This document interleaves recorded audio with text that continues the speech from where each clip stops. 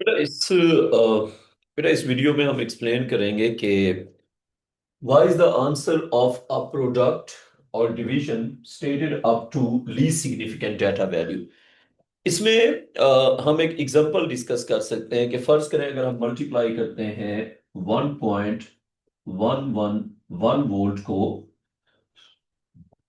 2.2 into 10 power 4 ampere से, तो answer को हमें लीस्ट सिग्निफिकेंट डाटा वैल्यू के अकॉर्डिंगली क्यों लिखना है, what is the reason for that. ठीक है, इसमें पहली बात ये समझनी है कि देखिए 1 टेट्रा वन में तो वी हैव 5 सिग्निफिकेंट फिगर्स, लेकिन जो हमारे पास दूसरी वैल्यू है ये वाली, इसमें भी है 2 सिग्निफिकेंट फिगर्स। अब जो बात समझने वाली है वो ये है कि अगर हम 2.2 इंटू 10 पावर 4 को सिंप्लीफाई करते हैं तो ये कितना बन जाता है, ये बन जाता है 22,000। लेकिन इसमें जो जीरोस हैं they are insignificant, because when you write a number like this then these two numbers are significant but the zeros here are not significant। तो एक्चुअली ये जो 22,000 है ये है 22,000 in which the 100 digit, the 10th digit and the unit digit was not read by the instrument and it is uncertain। तो basically जब हम कहते हैं कि जीरोस आर इनसिग्निफिकेंट, तो इनसिग्निफिकेंट का मतलब डाउटफुल होता है। बेसिकली जो आपका इंस्ट्रूमेंट था जिससे आपने 22,000 एम्पेयर रीड किया था, वो इंस्ट्रूमेंट यूनिट डिजिट को, 10 डिजिट को और 100 डिजिट को रीड नहीं कर पा रहा था, that's why the zeros are insignificant. तो 2.2 इंटू 10 पावर 4 है तो 22,000, लेकिन यूनिट 10 और 100 पे जो जीरोस हैं दे आर इनसिग्निफिकेंट। और इनसिग्निफिकेंट का मतलब है कि दे वर डाउटफुल, आपको ये पता नहीं था कि वहां पे क्या होगा, आपका इंस्ट्रूमेंट वहां पे ब्लाइंड था, unable to read these digits था। तो ये 22,000 है, लेकिन यूनिट 10 और 100 क्या हो गए, डाउटफुल। अब फर्ज करें हम इन दो नंबर्स को करते हैं मल्टीप्लाई, तो लेट्स सपोज हम लॉन्ग डिवीजन पे जाते हैं। तो हम जी मल्टीप्लाई कर रहे हैं 1 टेट्रा वन को, ठीक है। 2.2 इंटू 10 पावर 4 उसको मैं कन्वर्ट कर सकता हूं 22,000, but the zeros are doubtful, क्योंकि ये जो जीरोस है ये इनसिग्निफिकेंट है ना। तो जब हम लिखते हैं 2.2 इंटू 10 पावर 4, तो उसमें जो जीरोस है दे आर इनसिग्निफिकेंट, तो उनको हम क्वेश्चन मार्क से रिप्लेस कर देंगे। नो, अगर हम क्वेश्चन मार्क को मल्टीप्लाई करते हैं 1 से 2 से या किसी भी चीज से, 1 इंटू समथिंग, अब समथिंग हमें नहीं पता कि क्या है, उसका आंसर क्या आ जाएगा, समथिंग। तो 1 into a doubtful digit will give a doubtful answer. तो अगर मैं इस क्वेश्चन मार्क को मल्टीप्लाई करता हूं इन वंस के साथ, तो मुझे 5 क्वेश्चन मार्क्स मिल जाएंगे, 1 2, तो मुझे मिल जाएंगे 5 क्वेश्चन मार्क्स, 1 2 3 4 5। अब मैं इस क्वेश्चन मार्क को जब मल्टीप्लाई करूंगा, आई होप आपको लॉन्ग डिवीजन आती होगी, इस क्वेश्चन मार्क को जब मैं मल्टीप्लाई करूंगा तो ये करेगा question mark question mark question mark, ये 5 क्वेश्चन मार्क्स। इसको जब मैं मल्टीप्लाई करूंगा तो ये आ जाएगा question mark into anything is a question mark, है ना। सो ये सारे डिजिट्स क्या हो जाएंगे, डाउटफुल। अच्छा, अब हम पहुंच गए इस वाले 2 पे, 2 इंटू 1 इज 2, तो ये सारे नंबर 2 बन जाएंगे, 2 2 2 2 एंड 2। अच्छा, अब हम आखिरी 2 पे पहुंच गए। जब हम इस 2 को मल्टीप्लाई करेंगे तो it will give us 2 2 2 2 and 2, ठीक है। अब यहां पे we are getting a zero, but this zero is doubtful. यहां पे we are getting a zero, but this zero, calculator यहां पे जीरो बताएगा, लेकिन ये भी जीरो हो गया, डाउटफुल। अच्छा, यहां पे जो नंबर आ रहा है तो जीरो, लेकिन ये भी डाउटफुल है। यहां पे जो नंबर आ रहे हैं देखें, 2 plus question mark plus question mark plus question mark, है तो 2, लेकिन 2 के अंदर 3 क्वेश्चन मार्क्स ऐड हुए हैं, तो ये भी हो गया क्वेश्चन मार्क, ठीक है।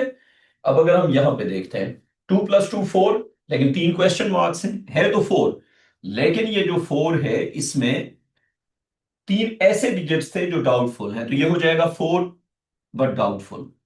अब यहां पे भी आ जाएगा 4, लेकिन ये 4 जो है ये भी हो जाएगा डाउटफुल, ठीक है, तो ये भी डाउटफुल हो गया। अब यहां पे है तो 4, लेकिन ये 4 जो है ये भी हो गया डाउटफुल।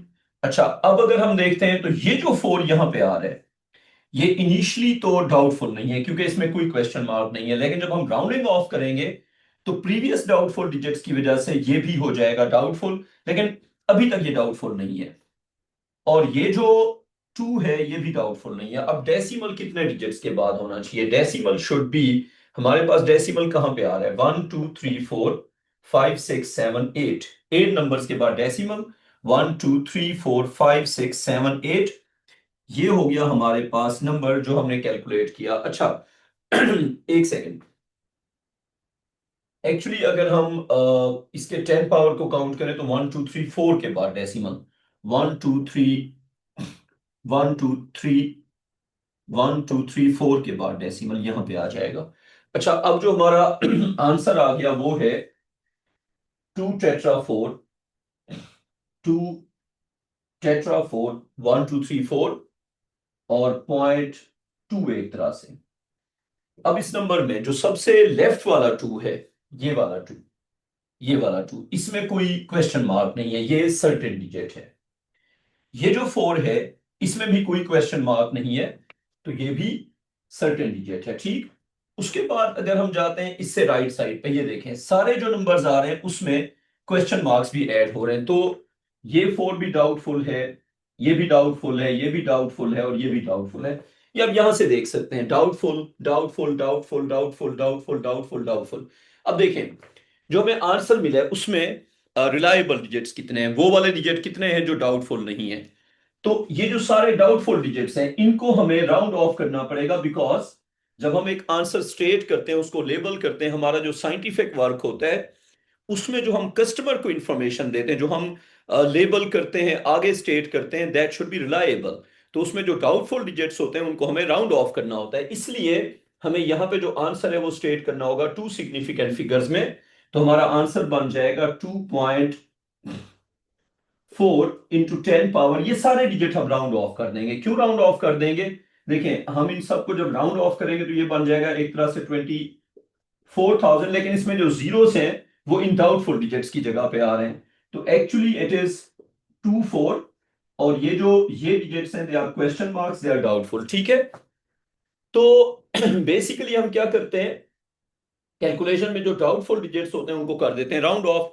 तो हमारा जो आंसर है वो बन गया 2.4 into 10 power 1 2 3 4, ठीक है। So these are the words. अब ये हमने रीजन एक्सप्लेन की है कि अगर फर्ज करें हम मल्टीप्लाई करते हैं 1.टेट्रा 1 वोल्ट को 2.2 इंटू 10 पावर 4 एम्पियर से, तो हमारा आंसर जो है वो हम 2 सिग्निफिकेंट फिगर्स में क्यों स्टेट करते हैं? क्योंकि इसमें थे 5 सिग्निफिकेंट फिगर, इसमें थे 2 significant figures, 2 significant figure least थे। जब हमने कैलकुलेशन की है तो वी हैव रियलाइज दैट कि हमारे पास जो लीस्ट सिग्निफिकेंट डेटा था जिसमें कितने थे 2 सिग्निफिकेंट फिगर, तो हमारी जो फाइनल वैल्यू थी उसमें भी हमें उतने ही रिलायबल डिजिट्स मिले। सो बेसिकली जितनी सिग्निफिकेंट फिगर्स होंगे लीस्ट सिग्निफिकेंट डेटा वैल्यू में, हमें हमारे फाइनल आंसर में उतने रिलायबल या रिलायबल डिजिट्स मिलेंगे, ठीक है। तो इस वजह से हम क्या करते हैं, जो हमारी लीस्ट सिग्निफिकेंट डेटा वैल्यू होती है उसके अकॉर्डिंगली हम अपने फाइनल आंसर को राउंड ऑफ करते हैं, ताकि जो आंसर हम स्टेट कर रहे हैं उसमें सिर्फ रिलायबल डिजिट्स हूं, उसमें वो डिजिट्स हूं जिसमें अनसर्टेनिटी या डाउटफुलनेस ना हो। So this is the reason basically.